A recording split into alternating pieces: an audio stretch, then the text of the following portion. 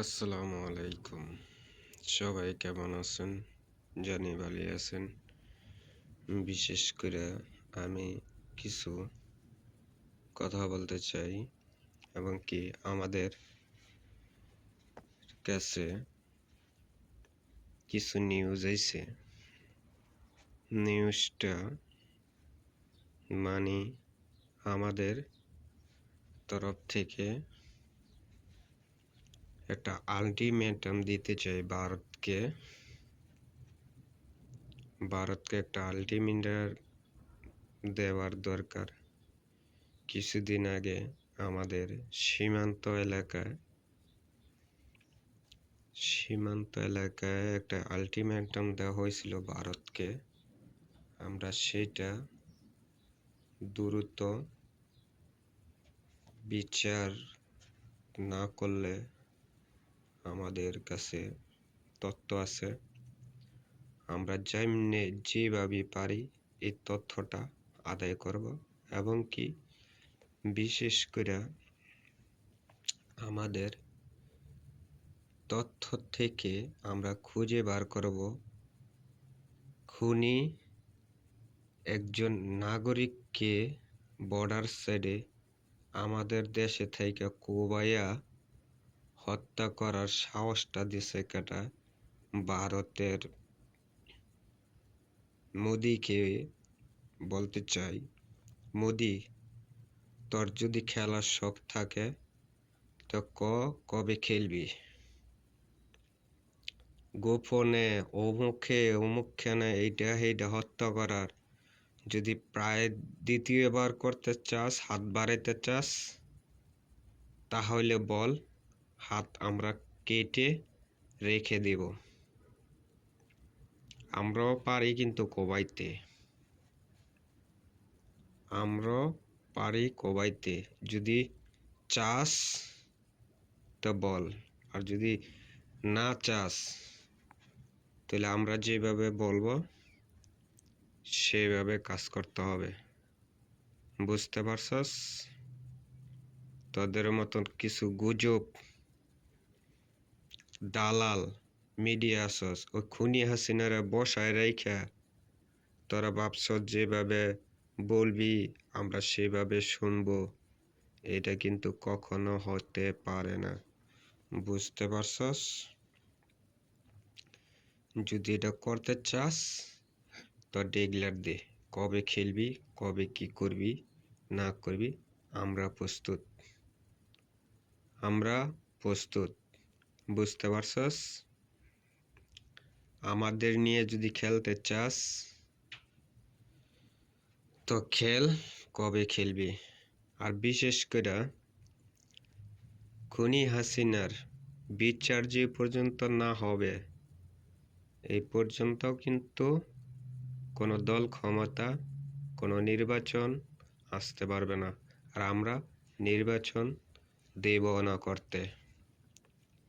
আমাদের শাপলা চত্বরের বিচার চাই, প্রতিটা খুনের বিচার চাই, জুলাই আগস্টের বিচার চাই, 2009 সালে বিডিআরের হত্যার বিচার চাই। বুঝতে পারছ? ভালো কয়ে দিতেছি, বালিয়ে যেওগা। নির্বাচন বাদ দাও, নির্বাচন করে কিন্তু ফায়দা নেই। নির্বাচন করে কোনো ফায়দা নাই। নির্বাচন হবে, এমন না যে নির্বাচন হবে না। আগে দেশ সমস্যার করা হবে, শেষ করা হবে, তারপরে সে নির্বাচন। এর আগে কোনো নির্বাচন নাই। আমরা নির্বাচন হতে দেব না। ভারতের সাথে বোঝাপড়া শেষ না পর্যন্ত কোনো নির্বাচন হবে না। ভারতের দালালগিরিরে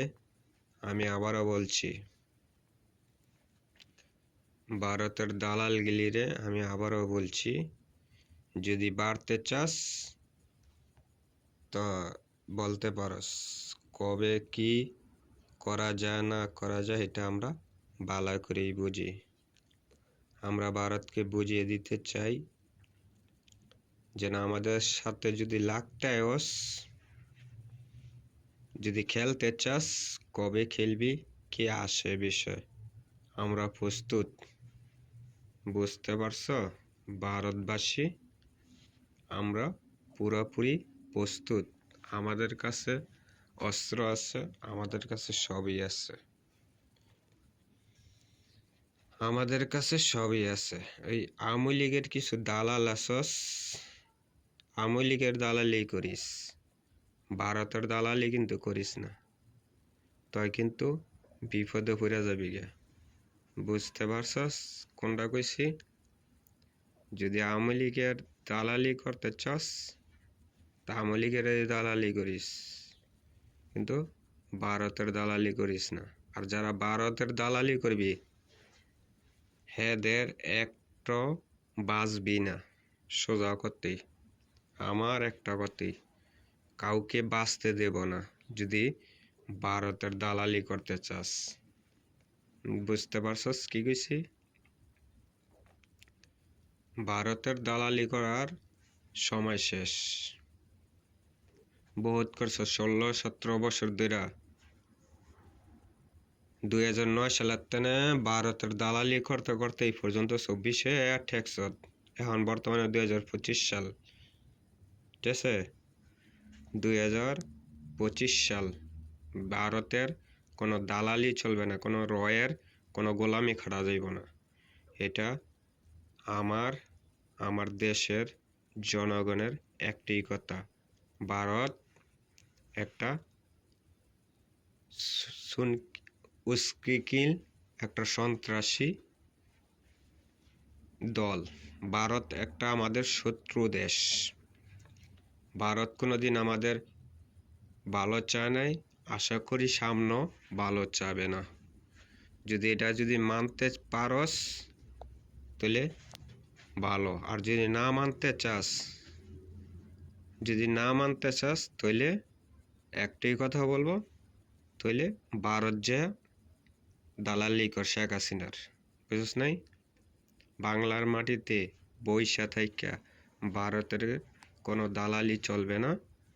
যারা ভারত বিরোধী করতে চাস এরা হচ্ছে পবিত্র দেশের নাগরিক। আমিও যদি দালালি করি, আমিও দেশে থাকতাম না, বাংলাদেশে থাকতাম না। এটা আমার কথা। যদি বাঁচতে চাস,